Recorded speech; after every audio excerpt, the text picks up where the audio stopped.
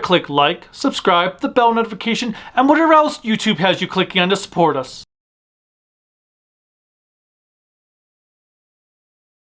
All right, ladies and gentlemen, are you guys ready to get things started? Let me hear ya.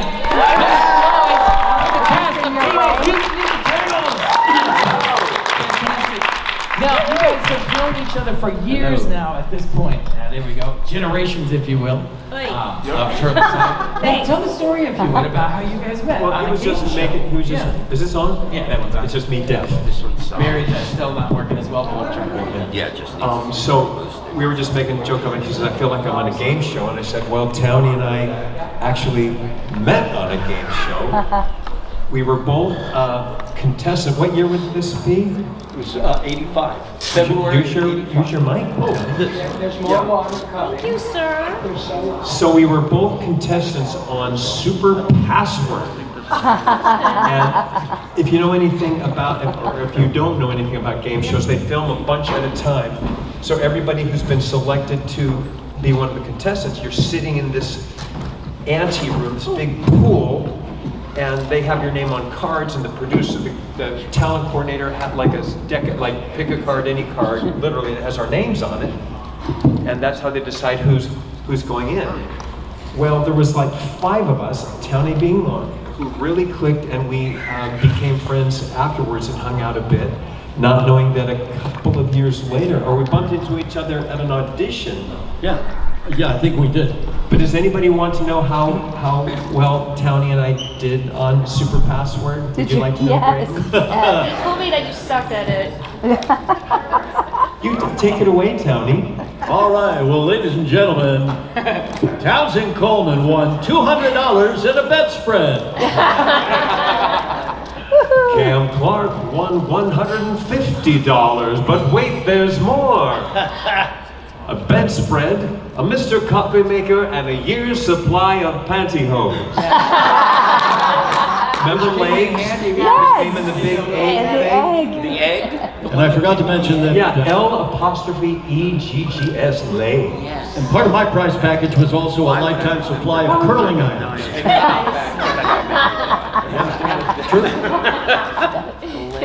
Oh, man. Well, good times, everybody. Thank you very much. Well, good times, everybody. It's been fun, hasn't it? Rob, welcome to you, sir. Thank you. Thank you for being here. Rob Paulson, ladies and gentlemen. It's so fun. You've all been in the industry, and to be quite frank, and you've heard it from a lot of people, you are the legend standards in the industry. And really, and it's true. And I know that you know it, but it's the reality of it is so many people want to be like that or aspire to do that, or when they are thinking about Ninja Turtles, your voices pop into their heads. When did you all start voice acting? And not how did you get into it, but what were some of the first things you did that led into some of that? Well, I think I can speak for most of us in that we are kind of a reflection of what most of the people who ended up doing a lot of animation, voices, and music started off doing live action, radio, television, stand-up, improv, and then what often happens when you move to a place like LA to apply your trade is that you put yourself in a position to get lucky. And by that I mean I moved to LA in 1978. I'm sorry, when? 1878. People forget I tell them I was a busboy at the Last Supper, so around Jesus would have party that was. I was out there, and like I think same with Townie, I'm doing a lot of on-camera commercials. I'm doing episodic television. In those days, it was Set Elsewhere and Hill Street and MacGyver and stuff like that, and a lot of commercials, television. And my agent one day said, "You ever thought about auditioning for animation?" And I said, "Well, sure." But in those days, animation was relegated pretty much to Saturday morning, which was fantastic. And it's really an end of an era. It was spectacular, years ago. But our timing was good. In my case, the first things they sent me out on were G.I. Joe and Transformers. And I walked in and recognized many actors whom is that Root Roll Officer of mine?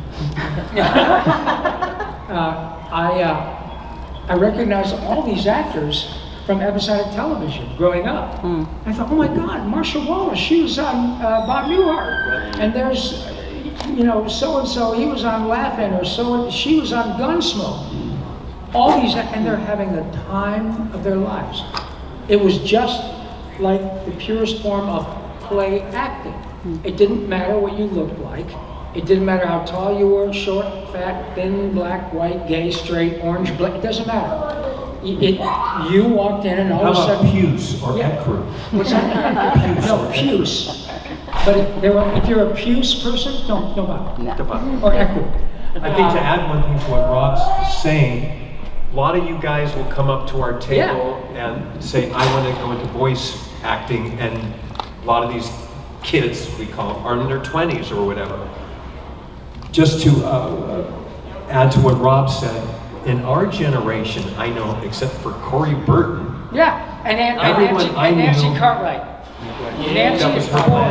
Nancy Cartwright and Corey Burton are the only two actors that any of us know who specifically, Corey's from LA, but Nancy's from Ohio, and she moved to LA just to do cartoons. In fact, she studied remotely with Dawes Butler.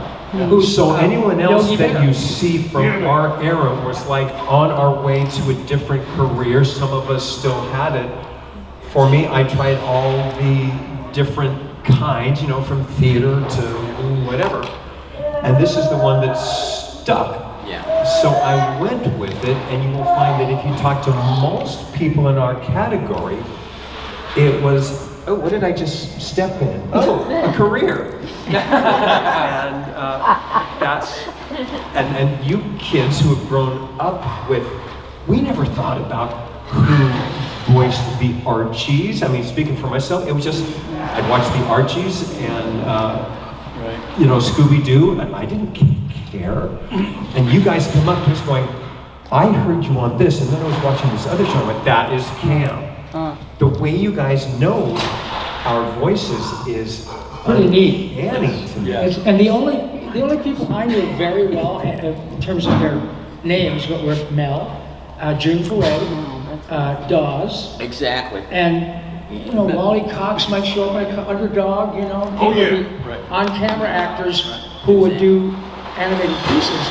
But our timing was excellent because after that, all these shows became syndicated shows.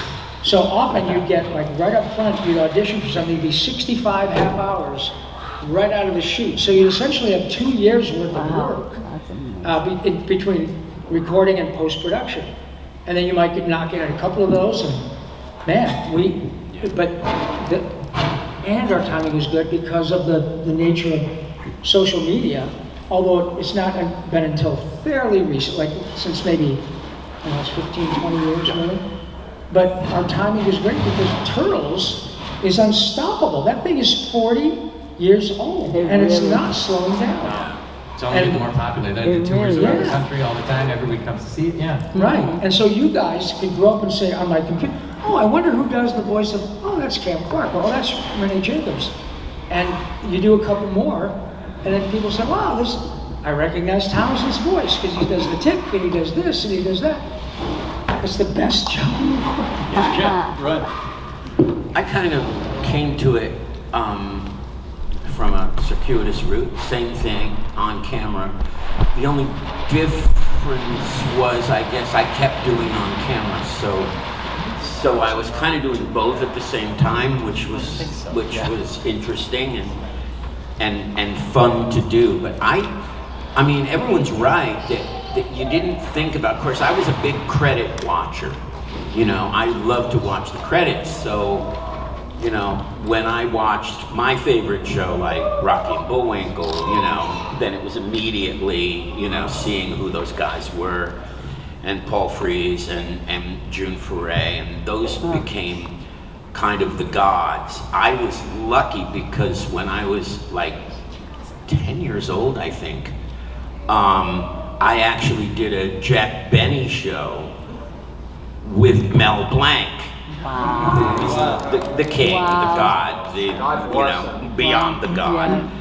and got to know him pretty well. And I actually, before that, I had done another show with Mel, and so it was really great to get to know him. What a lovely man he was. Just so nice and so pleasant. And would do the voices backstage, and it was so much fun. So I did start to identify voice actors, but then it was a while, and you might have seen me working with my phone. I was not ignoring you and texting.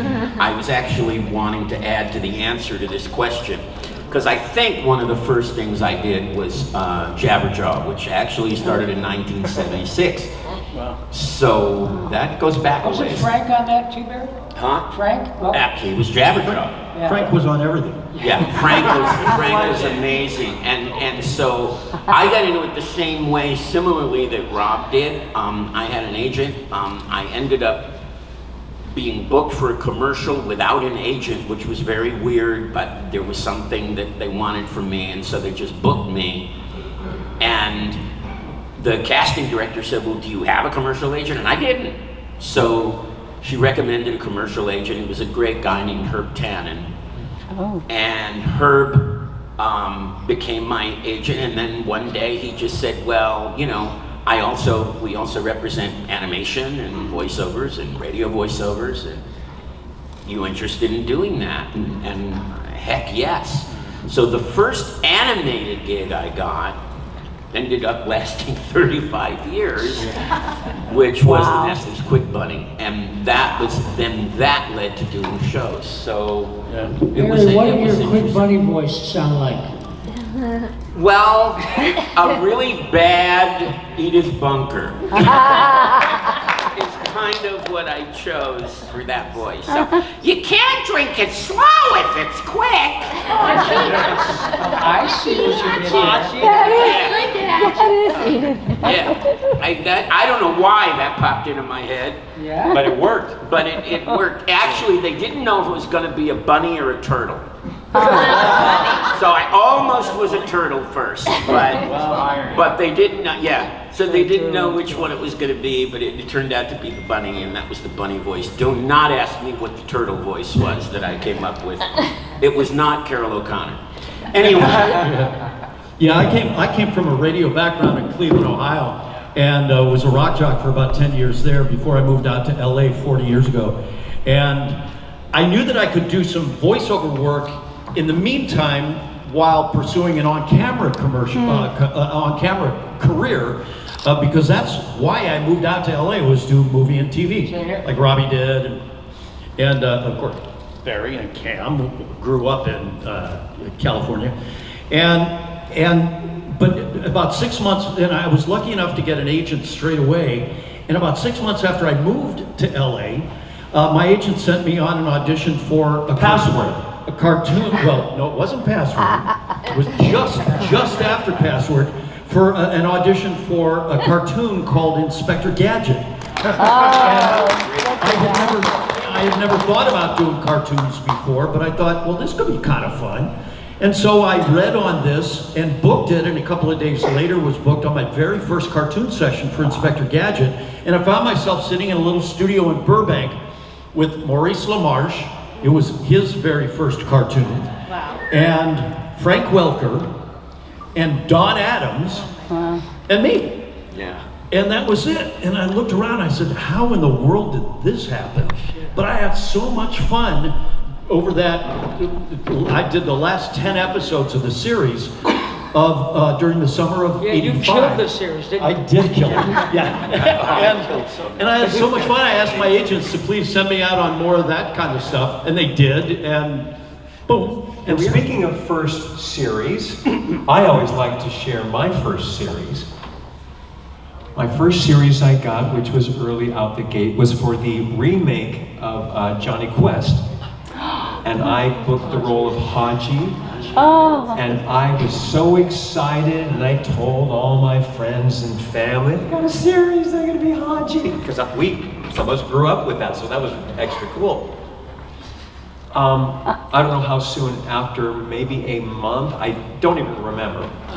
But I'm at the office doing some auditions, and my agent Rita raps on the door of where we're recording. She goes, "Hey, I need to talk to you for a second." Just went, "Sure, what's up, Mom?" And she said, "I just need you to know that you've been replaced on Johnny Quest." And I was like crestfallen. And I said, "Well, give it to me straight, Doc. Who took over the part?" "Rob Paulson." So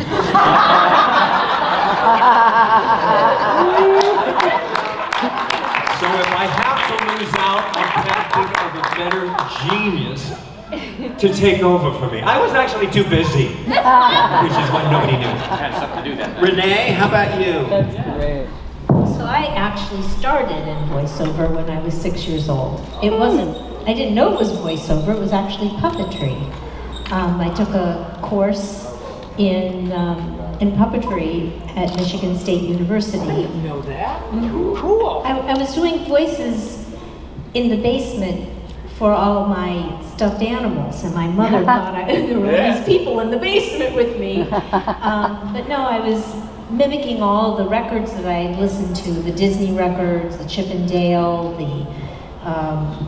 all the musical comedy. I was just performing everything I had heard on those records. And so she enrolled me in this class, and this woman had a puppet show on what was basically public television. And so when the class was over, she taught us how to make puppets with our stuffed animals. She said to my mom, "Renee's really good, I'd like her to come on the show." So I was doing voiceover, not knowing I was doing voiceover, when I was about 7 years old, and then went into children's theater and musical comedy and opera, and of course wanted to do commercials and on camera. When I moved back to Los Angeles from New York, I also was with Herb Tannen, and they said, "We have a voiceover department. That's where do we you met." do voices?" And I actually was like, "Oh my God, yes, I do voices," and that's how it started. And really, we were very fortunate. The 80s, 85, 86, golden age of our voiceover careers. Yeah. Every week there was an audition for another show. They were all about selling toys, Yeah. right? So Rose Petal Place and Strawberry Shortcake and Pony and all of those Glow Friends and all of those were really about selling toys. And Hasbro and Playmates and Stripperella. Inchworm. Yeah, Stripperella subsidiary. They actually sell in special shops on Hollywood Boulevard. So I've been told. there's no line for what Sorry, you just I said.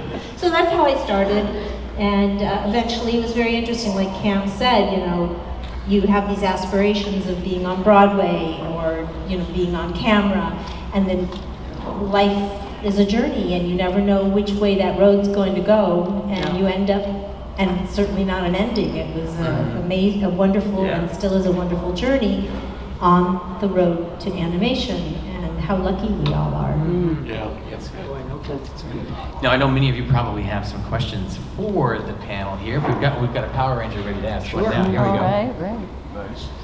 Okay, I have been wanting to ask you guys this ever since I heard you guys were going to be here. You know how during the 80s cartoon, Michelangelo would make a bunch of random pizzas, like marshmallow asparagus, like marshmallow pepperoni, peanut butter clams and stuff like that? I gotta ask, would any of you Anchovy guys... and hot fudge, dude. Question, Michelangelo, have you changed your mind on chocolate chip pizza? No, dude, it's like totally, I'm serious. It's like anchovy and hot fudge. It's as good as it gets. With a side of Pepto-Bismol. There was actually a con that we were at, can't remember which one, where a fan came up and gave us all empty pizza boxes, but they all had a Post-it on them that said what our favorite pizza was. This person had done research and had watched the shows, and at some point, I guess, we all said what our favorite pizza was. And so, yeah, anchovy and hot fudge. And And mine was really weird because I almost would eat it. Which was peanut butter, avocado, and jalapeno. I remember the episode Donatello actually asked for extra pickles. That's right, that's true. That's true. I don't remember, maybe pickles were on that one too. And maybe it was pickles instead of jalapenos because the mind blurs. But but definitely that almost sounded like something you could eat. And actually, we did a con in Pensacola. And there is a turtle-themed pizzeria. That's right. In Pensacola. And we went there and we took pictures and all of that. And there they have a Michelangelo pizza. Right. Which is marshmallow And pepperoni. and pepperoni. And people were ordering it. They really were and enjoying it. So maybe it's a sweet, salt, spicy thing. I don't know. I need it. Yeah. Someone dare me, I'll do it. Yeah. There you go. Thank you for answering. Thanks, buddy. Good question. We'll go right back here. So Renee, Hi. I will say, watching the Turtles, I knew it was a show geared towards boys, but you were the main female character. There you go. What was it like being a representation for little girls out there that were watching a show that wasn't targeted towards them to help them still enjoy it? That's a great question. So I don't know that I was so aware of I'm this female Human. person who's trying to help young girls relate to the world or be strong or all of that. I think I was just having an amazing time with these most talented people I've ever met, and having trouble with my face because after the recording my face would hurt so badly from laughing. But where I really discovered that that's exactly what April was doing for girls was at Comic-Cons. When I was meeting you and hearing your stories of, if not for April, I wouldn't have a relationship with my brothers. If not for April, my brothers might have beat me up. But now I had a role in their fantasy, and they could embrace me as a girl. Or I was inspired by April, and now I'm a pilot, I'm a reporter, I'm a nurse, I'm in the military. And we all actually hear these amazing stories from you of how Ninja Turtles have had an influence and may have even saved lives and rescued, and we appreciate that. And I feel so blessed that my character was able to do that for you. I don't know, I wasn't aware at the time of recording about that, but boy, I am so aware of it now. The gift that you guys have given us, and the people, your older brothers and sisters, however long these have been going on now, we all would have known we were in the book of animation. We know we were there. We know we were somebody there, and that our name would be, in the book. But if it weren't for the con circuit, we would never know of what we were to you when you were in PJs with a bowl of cereal in front of the tea, mom and dad are still asleep or whatever. And it has been such a gift to us that our third act, There is a fourth. maybe not on this planet, that this is how we are spending this time, not only together, but learning that unlike when I was a kid, I didn't think about those people. But you guys are a different generation that this hit you differently. So we are so grateful that we get to hear these stories. And as Tony says, we got some doozies. Tony, just tell them about the soldier that came up to you recently. I don't know what city that was. Incredible. Yeah, so earlier this summer we were at a con where a young man came up to me and it looked to be like perhaps he had been in the military, which indeed he was. He came up to me and he said, "Mr. Coleman, I just have to thank you." And I said, "Well, I appreciate that. Thanks. For what?" And he said, "You saved my life." And I said, "I saved your life? How so?" And he said, "So I'm in the Army. And years ago, I was overseas in a number of battles in Iraq and Afghanistan. And as he's saying this, he starts to tear up. And he said, "You saved my life because I would wear this." And he showed me a patch that he had.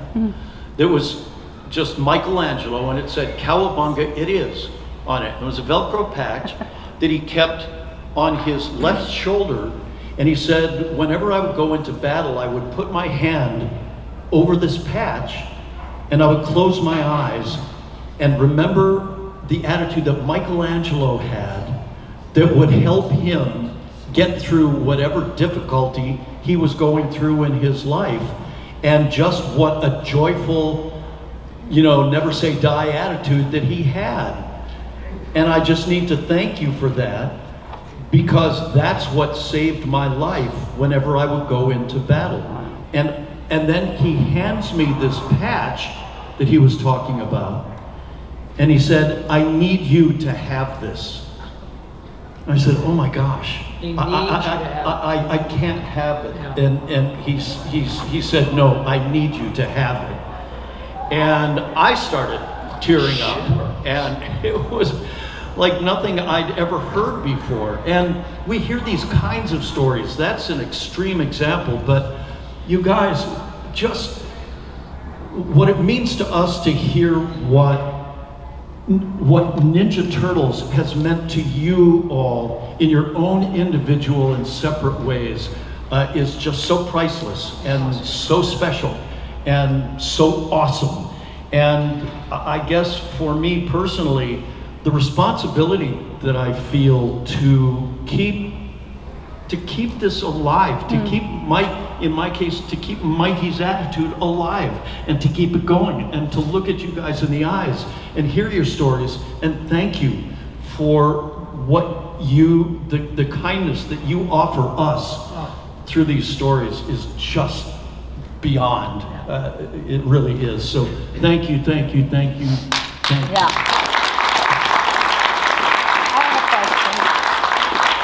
I have a question. It's kind of along those lines. Yeah. You guys do. You have one too. Hi, I'm Angie.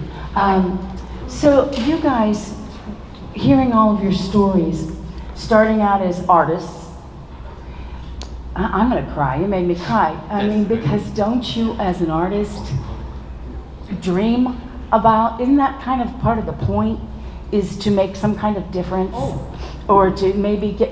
So would you ever think it would be a cartoon? No. I mean, because I've been around my friends that do this, and I've heard the people, and I've heard the stories, and it's gorgeous. But isn't that a beautiful? Oh my goodness! And you're correct. Anybody, to this day, I sort of only half-kiddingly tell folks that I wear long sleeve shirts 24/7, 365, because my arms are black and blue from pinching myself. Yeah. I mean.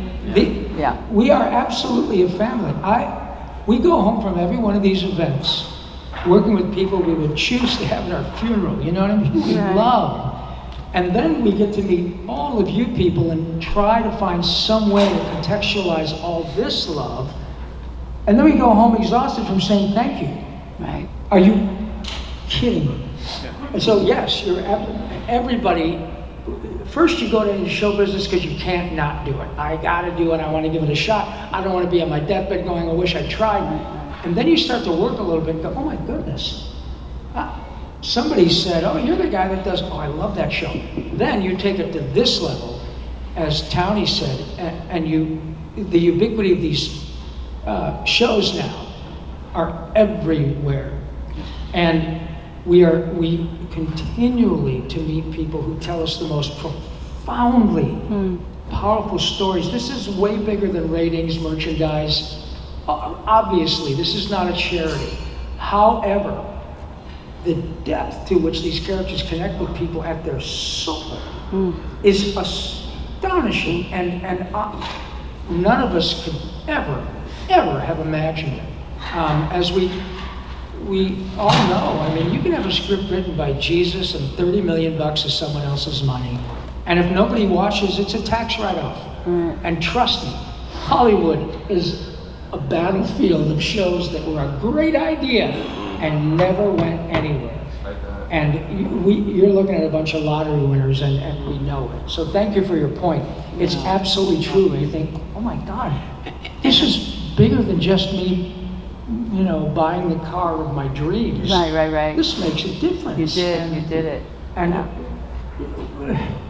And I never would, none of us would have dreamt that that would have been the vehicle to do it. And someday, even though we've heard individual stories, as Tony has, and we have, that move us, but someday I really would like to hear from the fans in a more collective way why Teenage Mutant Ninja Turtles triggered whatever it triggered in people. We've all tried to figure it out. Is it the camaraderie? Is it the mix of humor and action? There are other action shows. I don't know. To this day, I can guess, but I don't know. And that would make frankly, that would make a great book in itself. Yeah, or documentary. Is to know what it is about the show that brought that kind of a reaction, because very few shows do. Well, that's right. Forgive me, but also what is so profound about Turtles in particular is that we, like I said earlier, it's not about anything. How much money you make, your station in life, doesn't matter. A few years ago, Tony, God bless him, was there with a camera, and I got to sing the national anthem at Dodger Stadium. And as I'm walking through the dugout to go sit down and watch the game, I get a tap on my shoulder, and it turned out it's Justin Turner, who at the time was the third baseman for the Dodgers. And they won a previous World Series together in 2020, in addition to the last 2 years in a row. But here's this guy, makes $25 million a year playing baseball. And he looked at me with his eyes as big as saucers. Are you really Raphael? I said, yeah, man. And so I signed a picture for him, and behind him was his beautiful wife in tears saying, Justin has every Ninja Turtle, everything.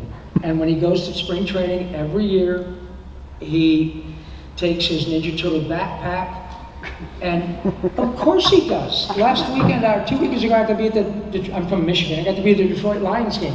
Well, all these 25, 20-year-old kids love everything about Ninja Turtles. So and one more thing, the way it transgresses everything, your station, your whatever you're about. It is just this wonderful example of the literal power of joy. And we know that's a big deal, but in this context, it's so interesting to see. I had the good fortune of being 2 Turtles, and when the last season of the 2012 iteration, we were told that they were going to get a celebrity to be a character called Fugitoy, who was in the comic books.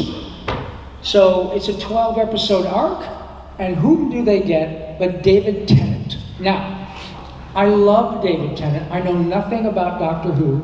I fell in love with David Tennant and Olivia Cole in a show called Broadchurch. I mean, are you kidding me? Olivia Cole. Coleman. Yeah.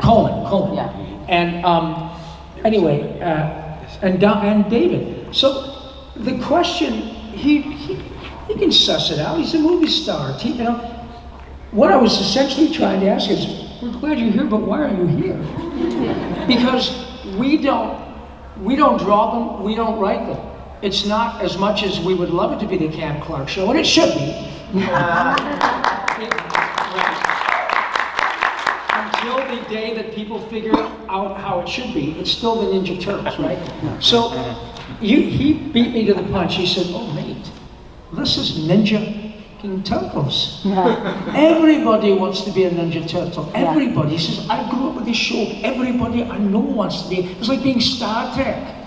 Are you kidding me? No, I want to. I couldn't say yes fast enough. Crazy. Yeah. That's great. That's great. Thank you for asking. Yeah. Yeah. So kind of going off on what Barry had said on the reason why, I think it's kind of more where we kind of see a little bit of a turtle or a reporter in ourselves. We kind of reflect on, depending on how we were raised or how we grew up. Say we're kind of more of a big sister or a big brother, we see leadership though, or we're really smart, like say we're like the smartest in our family, or if we're just a big geek and a class clown, we just kind of like to make everybody laugh. So, and sometimes if we don't have that connection, and if we see that on a cartoon, we kind of feel like, oh, that person is just like me. So I feel that kind of brings out the connection. Connection. Great point. Because honestly, sometimes we don't, like if we're an orange in an apple patch, we don't have a lot of peers to relate to or reflect to. And if we see someone on TV, such as a turtle or a reporter or even a villain or just any kind of character, and we have that kind of connection, I think that's the significance on why it has such an You're impact. spot on, sweetie. Great point. Because honestly, I kind of reflect in a lot of the turtles in my way. Like I have a good sense of humor, leadership. I'm the oldest and the first one, smart wise, and honestly, I think. Let me ask you a question, Braden, because this connects into what Barry and you were saying about what is it. This just popped into my brain, and y'all can, raise your hand, or I don't even know how we're going to pose this, but would it be different if we were on camera with these personalities? Would you relate? That's a great question. If we were just, you have the monkeys, you have whatever show that has multiple siblings, be it the Brady's or the Partridge or My Three Sons, whatever it is. Does the animation change it for you than if it were, I'm seeing a lot of heads nodding, than if it were on camera? I would think that it would probably depend on how you can relate to if you're more into animation. Like sometimes they're just having that feeling of where you're secure, like in childhood, when you're like can relate to a cartoon, because a lot of us grew up on cartoons, and some of us even as adults, so we still can relate to childhood cartoons where we can still find that inner child within ourselves, because a lot of people don't have that nowadays from what I've seen. So I feel as though, I think that if we can refine our inner child within ourselves and all the childhood nostalgia shows that we have grown up on, such as Ninja Turtles or any other cartoon from Nickelodeon, Cartoon Network, or anything where you kind of been raised though, I think it really depends on how we see it in ourselves though, and how we perceive the world. So I would think if you can relate to a turtle or you can relate to someone who's on camera, I think as long as you have that connection, then you will feel not only better about yourself, but it also kind of makes you feel like you're not alone in this world, especially if you come from like such as a harsh background, or maybe you don't have anybody. That's right. Braden makes a really salient point about this whole milieu, as it were. The late great René Auberjonois on Star Trek, and I knew René quite well, and he was starting to go in a lot of these events, and we were talking about conventions, and he said, "Yeah, I was kind of like Cammy, we were talking about earlier, it's not, I don't know if that's for me, I'm thinking really, I'm not William Shatner, I'm not, but he was an alien, and he had lots of makeup on and stuff, and he said, but I went to one event, and I met a young woman who, you guys don't know this because we're considerably older, but when we were kids, there was a real issue with a drug that pregnant women used to take called thalidomide, which would help them, their morning sickness, but one of the awful side effects that turned out were that serious, horrible birth defects, and the drug has since been banned. So, there are a lot of kids, sadly, who are born with these devastating birth defects. And Renee said, I met a young woman who lived her life in a gurney, you know? And she was at this Star Trek thing, and they brought her up, she was waiting, and Renee said, oh my goodness, it's so nice to meet you. And she said, I just have to tell you, Mr. Aubergenois, that your character really speaks to me. Because I feel like an alien, and people look at me sideways all the time. Now she's used to it, but she was born in that gurney and she will die in that gurney. None of her limbs work, her brain is perfect. Can you imagine a more difficult circumstance? But this woman had to, like that gentleman said, you need to hear this. She had to tell Mr. Aubergenois how much it meant to her that he played a character that had trouble because he was an alien. And Renee said, after that, I thought, shame on you. This is a much bigger than being a part of Star Trek. These people find ways to live their lives in circumstances this many of us will never know. I'm gonna lighten it up a little bit. Yeah, sorry. With the fact that we were voiceovers. If we, Friends, it is a similar, if we had our faces, we wouldn't be able to walk down the street. And Cam, being the fragile ego that he is, oh stop, no autographs please. We could walk anywhere. And I kind of was like, I want a little somebody to get in my face. So I was in line at a multiplex, what is that? What manner of thing is that? Movie theater. And there was a kid in one of the lines, one of the other movies, and I see he's probably 8 years old or whatever, and I see he's got a ninja hat and a t-shirt and the socks, whatever. He's even taking his plush turtle doll into the theater. It's not a doll, it's an action figure. It was plush. Plush is not action. Ooh. Dude, plush is not. I want that on the t-shirt. It's not action. And so I thought I'd give the kid a little thrill. So and he's got this big ice cream cone. And I'm not making any of this up, y'all. He's going like this. So I'm like, excuse me guys, I'm gonna go. I go, hey, so it looks like you really like the Ninja Turtles, huh? Yeah. Well, guess what? I'm Leonardo. Oh yeah? And I'm Donatello. And so here I am, like this. Okay, I'm just gonna, call security. And I just kind of went, okay, well, so much for wanting recognition. Let me show how to use a katana, you little shit.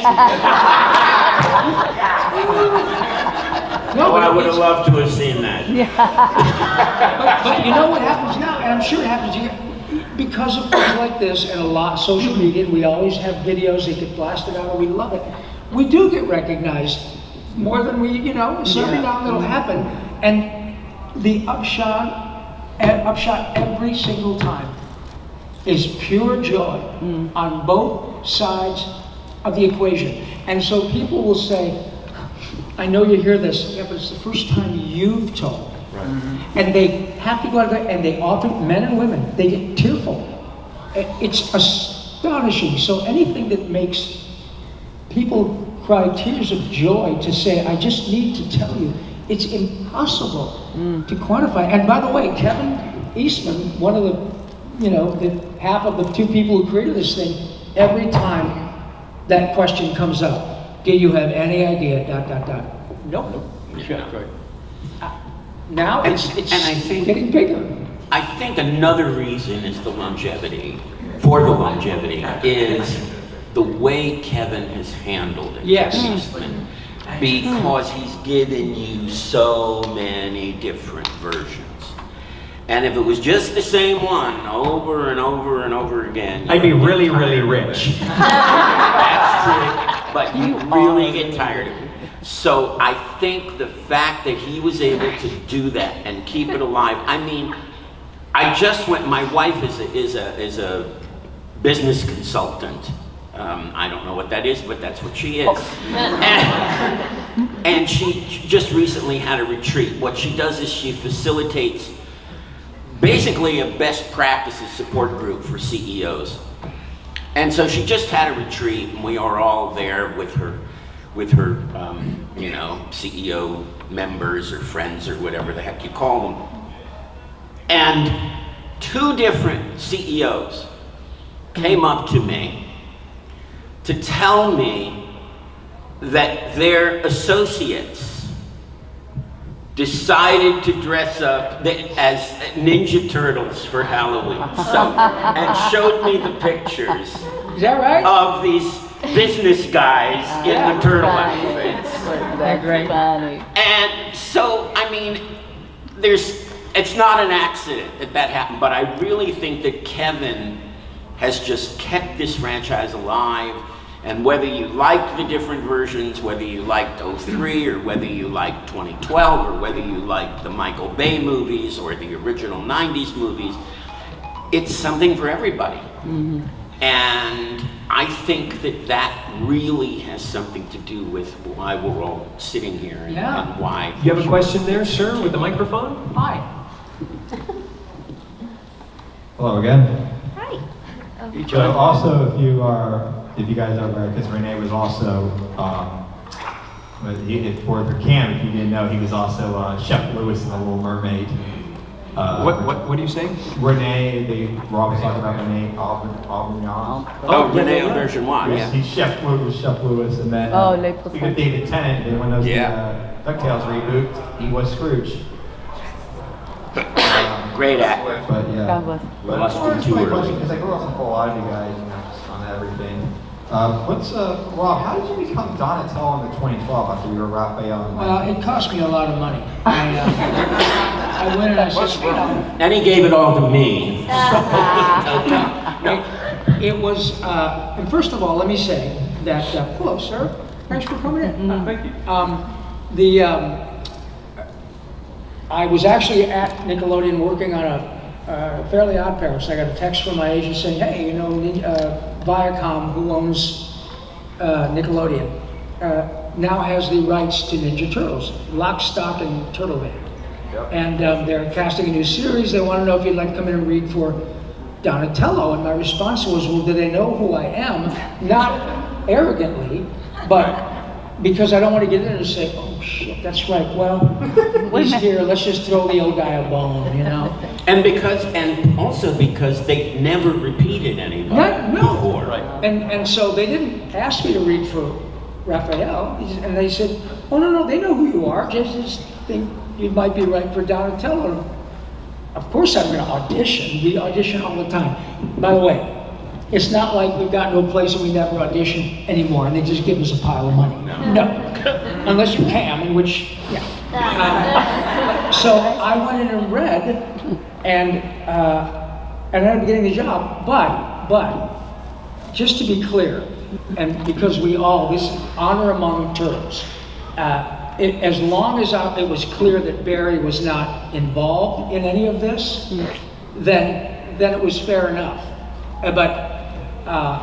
Because that is not what this is about. All of us have been in circumstances where we've had people who have gone and auditioned for things that we would have preferred they would ask us first, but they do it anyway. Regardless, that was not the case. But I'll tell you how important this is. When I went back for my final callback, John Cryer and Jason Bateman were in the room. And both going, oh, dude, they're like, oh, you're Yakko. Dude, this is Turtles. They were flipped out. It was a huge deal. They're both filthy, stinking rich. It has nothing to do with that. It's part of super duper popular culture. And so it was just a traditional audition. I fortunately got the job.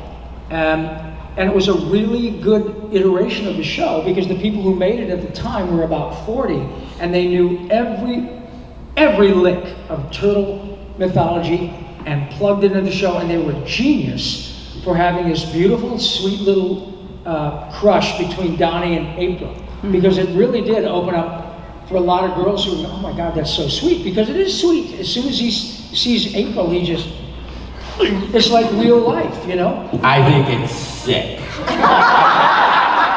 But no, it was.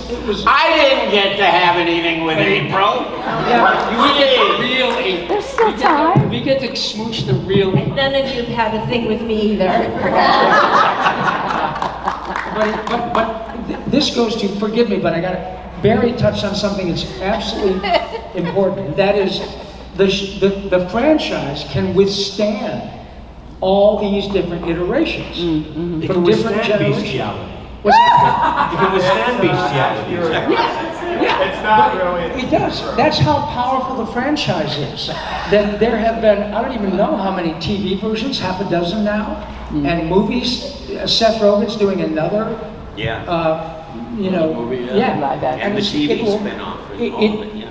It's not about, it's not the same cast. Screw it. It's a new cast. And they do this, and this group of people likes that one. How wonderful that something is that powerful that it transcends even the way the turtles look. The Mutant Mayhem turtles, people love the Mutant Mayhem stuff. It's completely different. Anyway, We're sorry. at TikTok time. It's Exactly, Cam. We have to go at the table. I'm really sorry. There's only time for one more question. Yeah, I talk too much. And so- it's all right. It's good that you do. We love the stories. I just Who wanna has make sure. it? Did you have a question? She have it right here. Hi, fast one. Hi, honey. So, super quick one. What is your favorite line from the Turtles that was not your own? And that can be from any version you've heard, seen, any character. Ooh, that's hard. Well, none of, I mean, yeah, my favorite line from Raphael was in the script. It was, does the phrase "go suck a lemon" hold any meaning for you? Sounds exactly like something I would say. So that's my favorite one. I didn't pay attention to anything that anyone else was saying. As our friend Tress would say. Yours is. Go ahead, Cam. Tell them what your line is. She wanted to know what a line of other people is, and I wasn't paying attention to any of y'all. Our friend Tress would always say, bullshit. We're marking our scripts, you know, before we record. Bullshit, bullshit, my line, bullshit, bullshit. So I have no answer for you. Mine was, we've got to think of something fast. That's going to be on my tombstone. Yeah. Anybody else have No. They've I'm added like the Cam. turtles It was bullshit, my line. No. What do you got, Renee? I just don't have that memory. you big ape! It's my line. I didn't listen to any of yours either. Was there one from any other generation or any of the movies that you'd like from anyone else? Or just Well, I from- can't say that my favorite line was anything that Michelangelo Oh, yeah. said, because when we were cast, Oh, you gotta they hear didn't this, know. They knew exactly who he was going to be and who that one was going to be. They knew they wanted Townie and me, but didn't know who was going to be what. And they literally went like this. Okay, you're Leonardo and you're Donatello. I mean, With that much excitement. Leonardo and Michelangelo. Yeah. And all I wanted to be was Michelangelo because I come from ground zero of surf speed, being from LA, you know, going to the beach every day. And I was so disappointed. And they said, at the break, we'll switch before we do the next record. And so I'm all excited that I'm going to get to show them. We come back from break and we go all sit down. They go, all right, let's record. And I went, excuse me, you said we were going to get to switch. No, we're good. Yeah, but we're good. Cam was the gravel. No one could do that gravel like Townie could. That voice that has that little bit of a rasp. Well, dude, I just stole it from Cam. Right? And I didn't want to be So fucking cute. because I didn't want to be the straight man, pardon the pun. They got all the jokey jokes, and I'm just, we gotta think of something fast. So I started pitching teaching Leonardo, trying to be like a little parody of the superhero, which I got to do later in The Tick with this one. Right. But, so at halftime, so I'm making Leonardo a little more bravado like this. At halftime, the director says, "Hey, Cam, can I talk to you for a second?" I go, "Sure, yeah, what's up?" Just like that. He does it. Sure, yeah, hey, what's up? What you need? And she goes, what are you doing in there? I went, "Well, I'm just trying to make Leo a little more fun, kind of funny." "Well, don't. You're the leader, and you're the tent pole, and let these monkeys do backflips and cartwheels and all that stuff around you." And once I could grasp that I was going to be the street man, I got on board, and I love telling these folks what to do. Well, and it's also, Renee has a great story. Could you tell me the story Yes. about when you got cast? This is such a great story. Because you just remember that nobody knows anything about anything. And Renee got the gig, and it was hard. Tell them. So I auditioned for April O'Neil with every other woman who was doing voiceover in town, probably 200 people. And I get the call from Herb Tannen, "You've got the job of April O'Neil," and I walk in. And, we may look like we're 100% confident in ourselves all the time, but we're not. And if you read Rob's amazing book, Voice Lessons, you'll learn what being an actor is about and the ups and downs of insecurity and jobs and all of that. And I highly recommend it.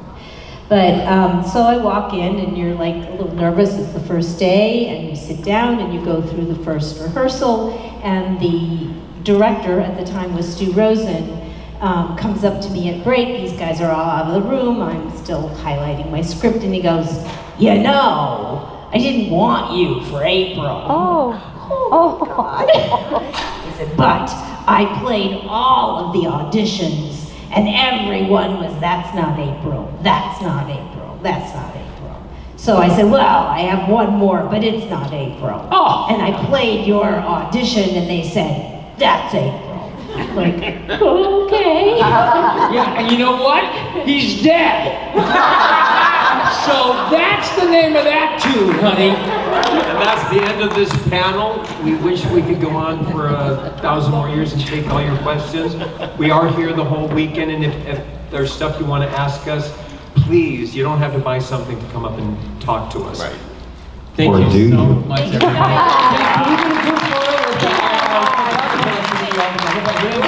I think we need you all to do with us, okay? We're gonna stand up on the count of 3. We're gonna yell so people in Los Angeles can hear Turtle Power. You ready? What are they yelling? You need to tell them. Turtle Power. Turtle Power. Okay, ready? You lead us. 1, 2, 3.